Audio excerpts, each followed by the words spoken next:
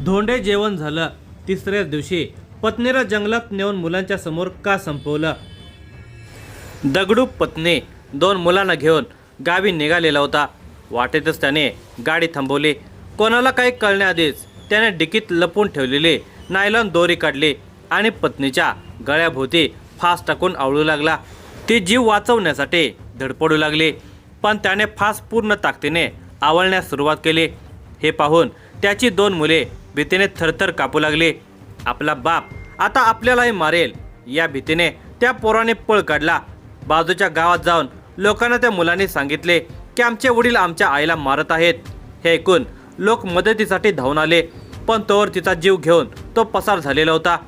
केवळ संशयाने एका हसत्या खेळत्या घराचा कसा नाश होतो या धक्कादायक घटनेचा सविस्तर वृत्तांत पुढे पाहण्याअगोदर जर तुम्ही या चॅनेलवर जर नवीन असाल तर प्लीज आपल्या या मराठी चॅनेलला नक्की सबस्क्राईब करा।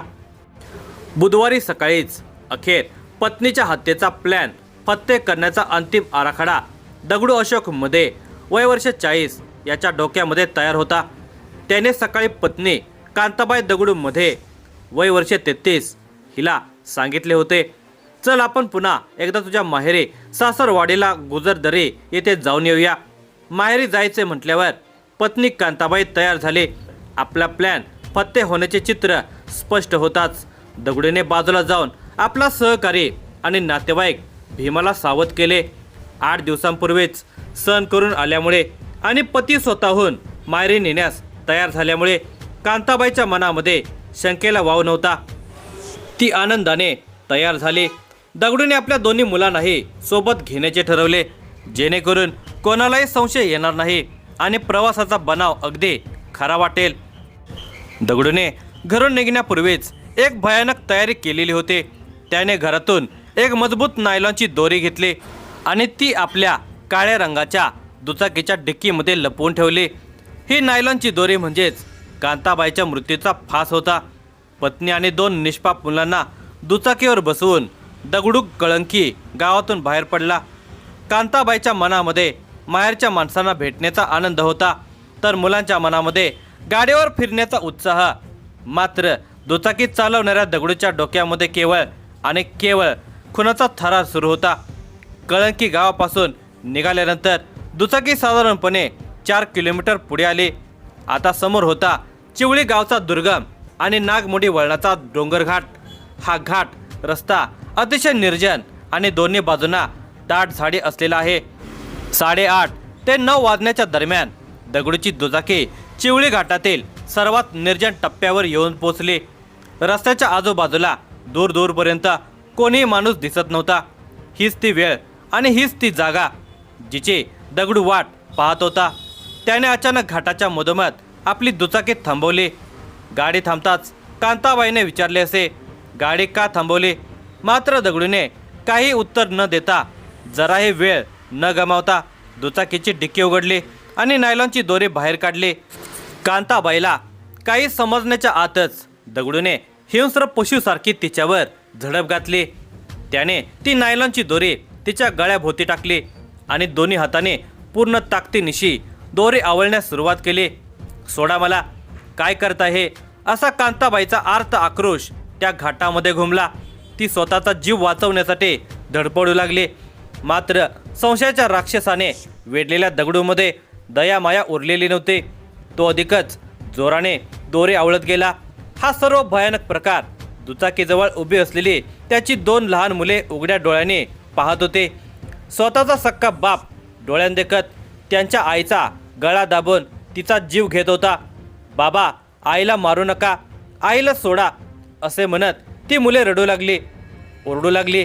मात्र दगडूने मुलांच्या आक्रोशाकडे पूर्णपणे दुर्लक्ष केले।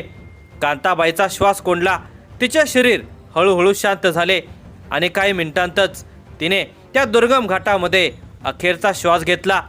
कांताबाईचा मृतदेह जमिनीवर खाली कोसळला।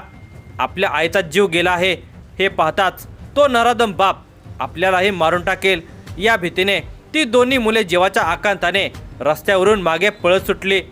भीतीपोटी त्यांच्या पायामध्ये अमानुष ताकद आलेली होती। ते घाटाच्या रस्त्याने तब्बल 1 किलोमीटर मागे पळत आली होते आणि त्याने थेट चिवळी वस्ती गाठली।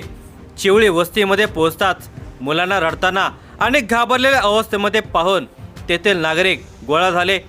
त्या वस्तीमध्ये चिवळीचे माजी सरपंच पांडू कडाळे हे उपस्थित होते। मुले प्रचंड थरथर कापत होते, त्यांना नीट बोलता येत नव्हते। पांडू कडाळे याने मुलांना जवळ घेतले आणि धीर दिला।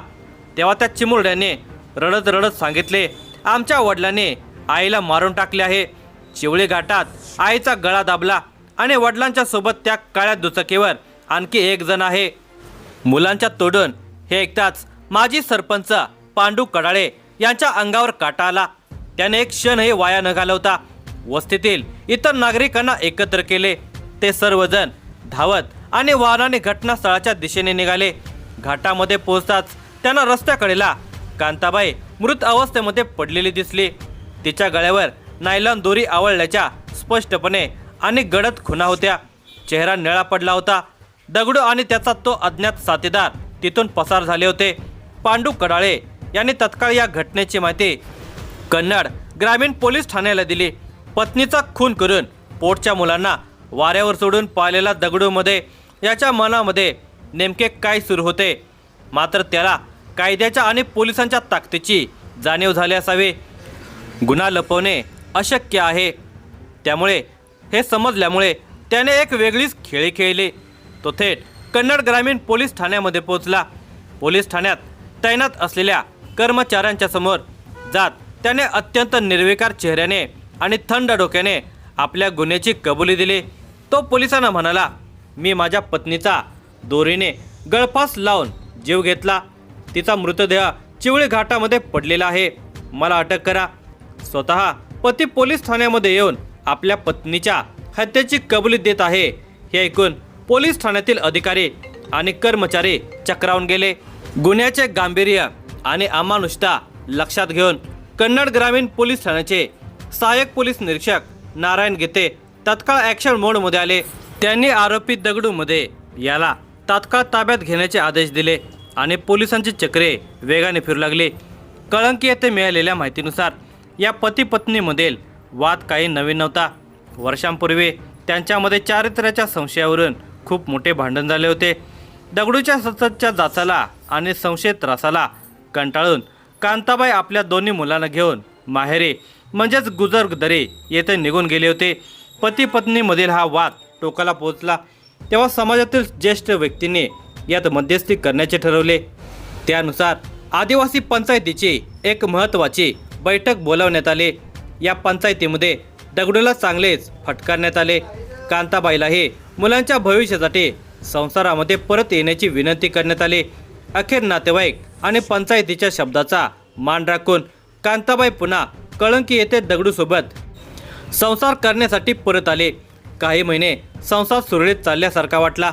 अवघ्या 8 दिवसांपूर्वीच दगडू हा आपली पत्नी कांताबाईला घेऊन अधिक मासच्या सणासाठी सासरवाडीला म्हणजेच गुजरदरी येथे जाऊन आला होता। सण उत्सव एकत्र साजरे केल्यामुळे कांताबाईला वाटले की आता पतीच्या मनातील संशयाचे भूत उतरले आहे आणि तो सुधारला आहे। मात्र तिला काय माहिती की ज्या पतीवर ती पुन्हा विश्वास ठेवत होते तो तिच्याच मृत्यूचा भयानक सापळा विणत होता। या दरम्यान त्याने आपला सहकारी मित्र भीमाची मदत घेतली। मुलाने भीमाला घटनेनंतर पळ काढताना पाहिले होते, यामुळे पोलीस पथकाने त्याच्याही मुसक्या आवळल्या आहेत। या संपूर्ण प्रकरणाची दखल घेत कन्नड ग्रामीण पोलीस ठाण्यामध्ये आरोपी पती दगडू अशोक मध्ये आणि भीमाविरुद्ध गुन्हा रजिस्टर नंबर 135/2026 नुसार भारतीय न्याय संहिता 103.135 या कलमानुसार खुनाचा गुन्हा दाखल करण्यात आला असून त्याला अधिकृतपणे अटक करण्यात आलेली आहे। घटनेचे गांभीर्य पाहता केवळ पोलीस पथक नाही तर फॉरेन्सिक लॅबच्या तज्ज्ञांनाही पाचारण करण्यात आले। API नारायण गीते आणि त्यांचे पथक फॉरेन्सिक टीमसह तत्काळ चिवळी घाटातील त्या दुर्गम आणि निर्जन घटनास्थळाकडे रवाना झाले। घटनास्थळावर पोहोचताच पोलिसांना कांताबाईचा छिन्न विछिन्न आणि निष्प्राण देह पाहायला मिळाला। फॉरेन्सिक पथकाने तात्काळ आपला तपास सुरू केला। मृतदेहाच्या गळ्याभोवती असलेल्या नायलॉन दोरीच्या खुणांचे फोटो घेण्यात आले। गळफास कशा पद्धतीने आवळला गेला होता याचे तांत्रिक विश्लेषण करण्यात आले. घटनास्थळावरील माते, दुचाकीच्या चाकांची निशाणे आणि इतर सर्व वैज्ञानिक पुरावे गोळा करून जेणेकरून न्यायालयात आरोपीला कडक शिक्षा मिळवून देताना कोणताही दुवा कच्चा राहणार नाही. पोलिसांनी पंचनामा पूर्ण करून कांताबाईंच्या मृतदेहाची उत्तरीय तपासणी केली. सहाय्यक पोलीस निरीक्षक नारायण गीते यांच्या नेतृत्वाखाली तपास पथकातील हवालदार अजय मुतिंगे, DR चव्हाण, HS काळे आणि DM वसावे यांनी मोठ्या शिताफीने सखोल तपास करून आरोपींच्या मुसक्या आवळलेल्या आहेत.